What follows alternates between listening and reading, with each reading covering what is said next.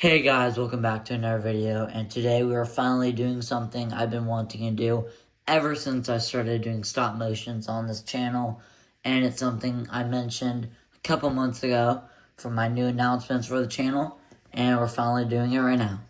How to do stop motion.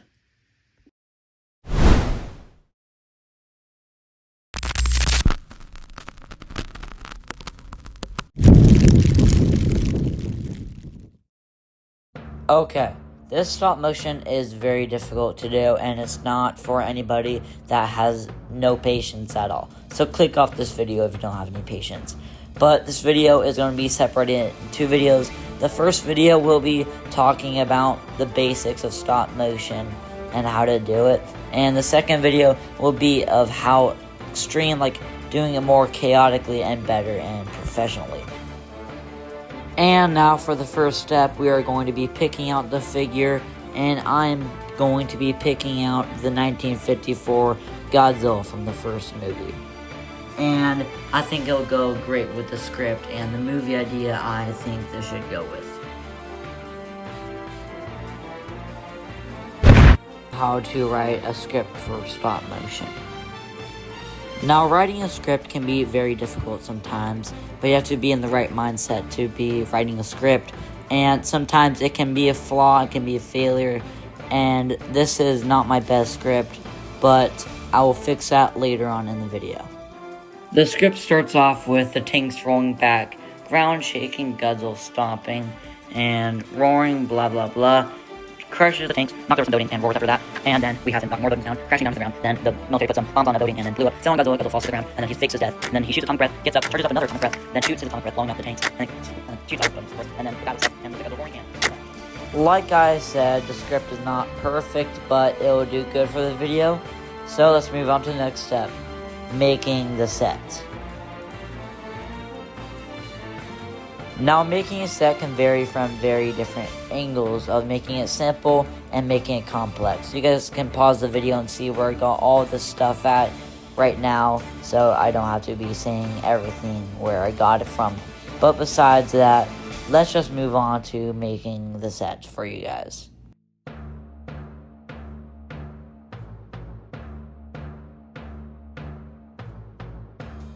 Now that I have the set made, let's move on to what you guys are going to need to film stop motion.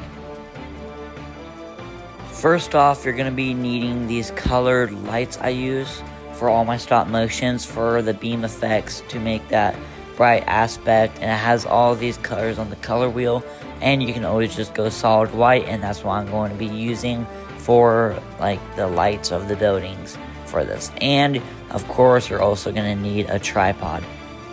And these are the apps that you're going to need. Now that you just opened the stop motion studios, you have to change your frame rate however you want. I always go for 13 for the smoothest. You can always go higher. I just like 13. And you can pause right now, and it's showing everything that you're going to need and all the buttons that you're going to press for stop motion. And now we get to the fun part. How to film the stop motion. The main thing you have to understand with stop motion is the movement and timing of everything. You're going to want to make it start off slower, build up the pacing, and then make it die out as it slows down to stop. That's the thing I always do with all my tanks, as you just saw on screen, but it's really helpful for me to know how fast things will go to make it more realistic. Another major camera angle thing that you're gonna have to deal with is, again, just the camera angles. If you want to make something look really big, you always want to do an up shot looking up at the monster or anything to make it look bigger, and you always have to look down to make things look smaller and just make everything look cleaner and all together organized, to make size a real thing in your stop motion, not to make like your figures look really small, but to make them look like they're actually there in life size. And now we're going to be dealing with a very tricky thing to master with stop motion, lighting the set. Lighting the set is very tricky sometimes, because for this one I wanted it to be at night, but you're not going to be able to see anything if all my lights are turned off. So I got one of my lights and turned it on white mode and put it at an angle to make it look like it's like city lights and whatnot. And also for like explosions, not really explosions, but like shooting stuff like tanks, you're gonna have to get your light, go it and put it on the red, and then put it lightly on and put it over the tank to make it look like it's shooting something at Godzilla or anything that you have. Sometimes with stop motion, you kind of get carried away with falling off the script. That's what I am kind of doing with this. I'm just adding more scenes to make it more cinematic and more different camera angles and shots, mixing up the movement of the story, and that's what I do with all my stop motions. But don't get carried away with doing that. It'll mess up the entire film sometimes and delay the film for like a month or two. That's what's been going on for my latest, or I don't know if I've uploaded it yet, my Godzilla King of the Universe Part 5. Whoa, wait just there. Go back a couple seconds. Okay, how do you do that? How do you do explosions for stop motion? And now, luckily, I'm going to teach you guys how to do that. First off, how you do explosions in stop motion is very, very simple, at least to me. First off, you're going to need to have, of course, your most important part, the light. And you're going to have some cotton to make the explosion effect come to reality. And trust me, the process is very easy. Now, of course, you're going to have to turn on the light, of course. And then you guys can probably pause the video now and see all the things I have turned on to make the red light for the explosion, of course.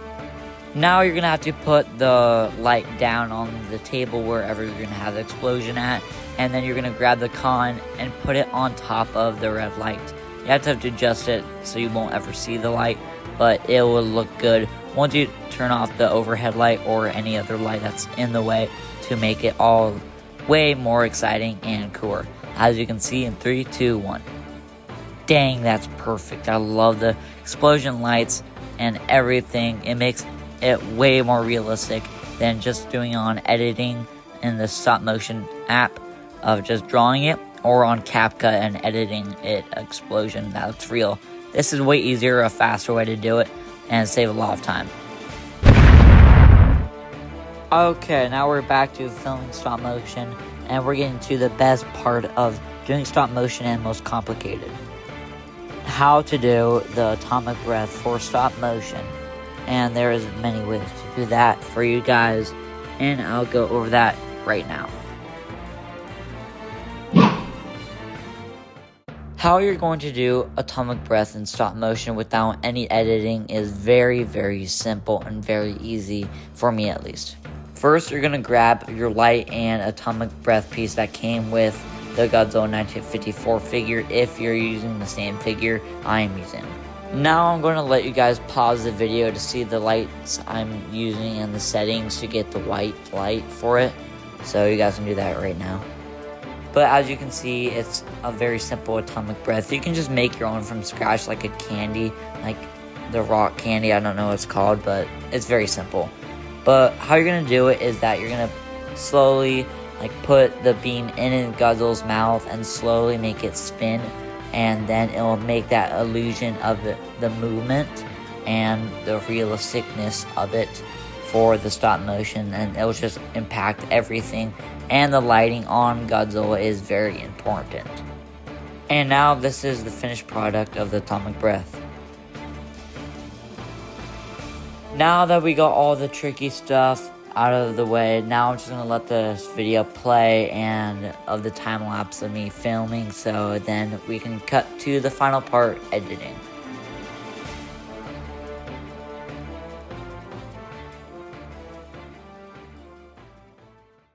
After you saved your stop motion that you made in Stop Motion Studios, open up CapCut and then make a new tab and then insert your stop motion movie. So then after you got that done, open up YouTube and go to screen record and then find any audio that you would want to use for Godzilla and or any music. And then after you find that, you have to insert it to CapCut, then make it into an audio, remove the original video, and yeah, and then you can have just the audio then. Now I'm just gonna let you guys piece it all together. You guys can see it on the video on the screen right now of me cutting the audio and putting it into place, but you guys can do that. And then yeah, this is technically the final part of the video of editing. It's pretty hectic to do editing. It will take you a little bit to get used to it, but I got used to it pretty fast. But yeah, now after you finish, you can press the export button, and then you can now just wait for it to be done exporting. And this is the exciting part, because you're finally finished with the film of stop motion.